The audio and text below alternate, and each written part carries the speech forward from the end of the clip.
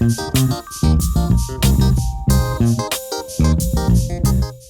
and welcome to Grocery Pod. My name is Sean Kosednar. This week I have for you my conversation with John Thompson from ShoptoCook. John and I sat down at the Innovation Showcase to talk about how ShoptoCook can help AWG member retailers not only attract new customers, but also maintain their existing customers through digital media.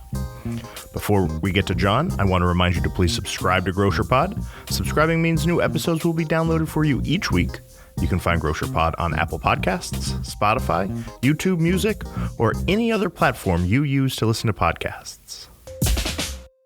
Next up, I'm joined by John Thompson from ShoptoCook. John, thanks for joining me today. It is my pleasure to be here again. Thank you. It's another great show. Yeah, how are you enjoying the show so far? The show's going quite well, thank you. It seems like a lot of energy, especially going around the new technologies and what's happening, and AWG's efforts to help these retailers really understand how technology can benefit them, not only from a operational point of view, but more importantly, how to attract and more importantly, maintain the customers that they have. Absolutely. So for anyone that doesn't know, why don't you just tell them what ShoptoCook is? Yeah, ShoptoCook is a media services company. We came to AWG really a number of years ago, really to just help them build the digital assets that we knew were ultimately going to be important as it relates to as media started to transition away from traditional print and traditional ways of doing media to digital. How do we develop assets that really engage your customers, both customers that you want to get and more importantly your loyalty customers, and really integrating it all together? How do we make the loyalty program work better? How do we help answer the problem of trade? It's getting harder and harder and more expensive to do print. Absolutely. And how do we transition away from that in a way that doesn't impact our business but ultimately helps us grow our business? And so we've been around for a number of years building that platform, and that platform now starting to really come together and bear fruit. Awesome. So talk to me about what some of that fruit is. Yeah, so what's really been happening in the industry over the past couple of years, especially, this whole concept of retail media. Retail media network 5 years ago didn't even exist. As we know now, it's a $50 billion or plus industry. And most of that money is going to the top 5 retailers. And so now it has become incumbent upon how does the independent retailer benefit from all this money that's coming in. The other challenge we're dealing with is that because of just the world changing, COVID really changed the world to a digital world, and the increased cost of traditional media, print. Our traditional way of doing things is that we do a print ad, we put the print out there, we distribute it through the newspapers, we distribute it through co-ops, all those types of things. All that's going away. And what's not going away is getting very expensive. Yeah. And so the great thing is that it's kind of forced all of us to really start looking at our digital assets and figuring out how do we make it work. Not only how do we make it work and think it works, but how do we turn it into a measurable media that the CPGs will support on a scaled basis, so that AWG retail partners can actually get their share of all this $50 billion that's out there, because they certainly should. I mean, the independent markets, the independent retailers have done a great job of maintaining their share, but it's getting tougher and tougher to do simply because they just can't communicate with their customers. They just don't have the methods. And so watching digital media come into its own, watch the efforts of 5 years ago before a thing was a thing, suddenly start to come together and work together.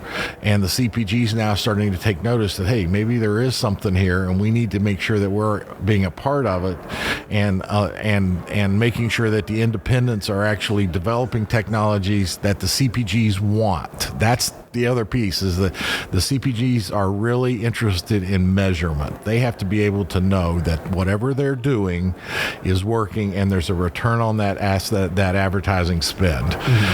So it's not a matter of just getting the ads executed and get them on the website and get them into emails and get them into other venues, including our kiosk program, which we've put in a lot of stores. It's really how do they all work together, and then more importantly, how do we measure it at the consumer level as to whether it's being effective or not. So a lot there. I want to go back to it's a mouthful. So I want to go back to the beginning. And when you say digital assets, what do you mean by that? Digital assets are all of the medias which you create or you own as a retailer that actually are customer effacing. So when a customer wants to, like, it's normal for us in today's world, is the first thing we do is we want to buy something, even if something like groceries. First thing we do is we go on Google, and we do a search and we figure out, okay, who's got what on sale, because and you'll see the ads start popping up and that kind of stuff. Then we want to guide that customer over to that retailer's website. And that website has to be designed to differentiate yourself. Why does a consumer want to come to my store and shop? What kind of value statement are you going to make to me? What's your point of difference? That kind of stuff. Then once we get them connected to you at the digital part on that stuff and connected at the website level, then we want to begin to personalize that experience. We want to be able to distribute, okay, we now know it's you. Come into, on the website, come into our loyalty program, sign up for our loyalty program, and more importantly, let us start distributing digital coupons based on what we know about you, based on what you've shopped before, based on the things that you're searching on, based on the things that you're looking at, and that type of stuff, and let us make this a personalized experience. And then carry that personalized experience into social media, carry it into in-store, because the biggest thing we've always said is that, it's great that we can talk to customers when they're out of the store, but once they get to your store, that's when they're your customer. You got to be able to talk to them. And that's really where ShoptoCook has come to life. Our in-store kiosk brings it all together, so the customer can walk up, anything they can do online, anything like that, anything that they can do, they can find out what's going on inside that store, because our kiosks are customizable down to the store level, find out what's going on in that store, extend that store's differentiating message. Customer can sign into their loyalty program, figure out what digital coupons they have, get a list of other digital offers that are available to just them because are targeted directly to them based on their shopping behavior, as well as getting them potentially to buy things they wouldn't normally buy from us. The whole objective is to get them to buy what they normally buy, provide the absolute maximum value to get that done, but more importantly, get them to put an extra thing or two into the basket. That's where we grow. And that's what's starting to happen with the media. And you mentioned, $50 billion is what retail media is, at the moment. How is ShoptoCook helping AWG members get a piece of it? Yeah, and we're helping by, more importantly, in several different ways. One, we're helping them on a national media point of view. So when let's say a Procter & Gamble's doing something big with the Super Bowl, we're actually helping AWG retailers get a piece of that action, of that advertising on a digital basis to specific AWG customers, so we're really helping them from a national basis bring money in. On the localized basis, we're allowing the retail media network folks here to be able to platform it out. So we're actually a big part of the platform, not only in the website side of the business, but in the social media, and most importantly, our kiosk side of the business. The kiosk side of the business is where we help drive impressions. In digital marketing, the absolute first key is impressions. If people don't see it, they're not going to click on it. So you want to get as many impressions into a customer. There are studies everywhere that says you have to get in front of a customer at least 6 times before they buy your product if it's not something they're already buying. Well, we provide 6, 7, 8 different platforms to get that done, and the kiosk is a big part of that. The website's a big part of that. Social media is a big part of that. Emails are a big part of that, so just keep hitting the customers over and over and over again. Whenever we can do that, then the second piece becomes, how do we get the customers to engage?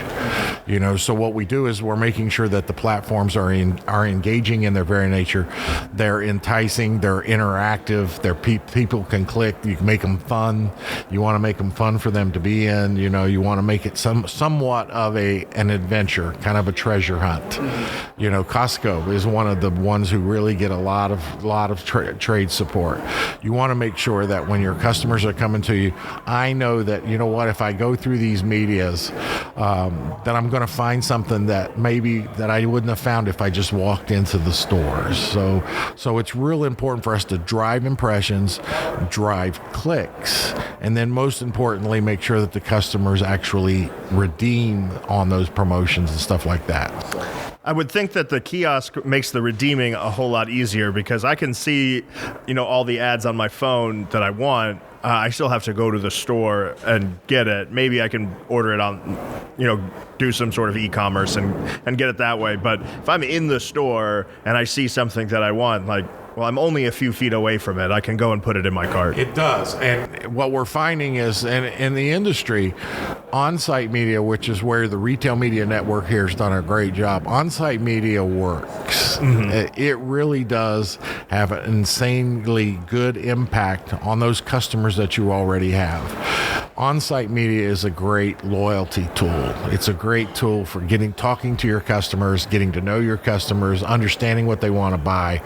Off-site media, where I go to Google and you're searching and doing a search and the ads are starting to pop, that's the attraction tool. That's how a retailer gets new customers. Mm-hmm. So our objective is to make the off-site and the on-site work together.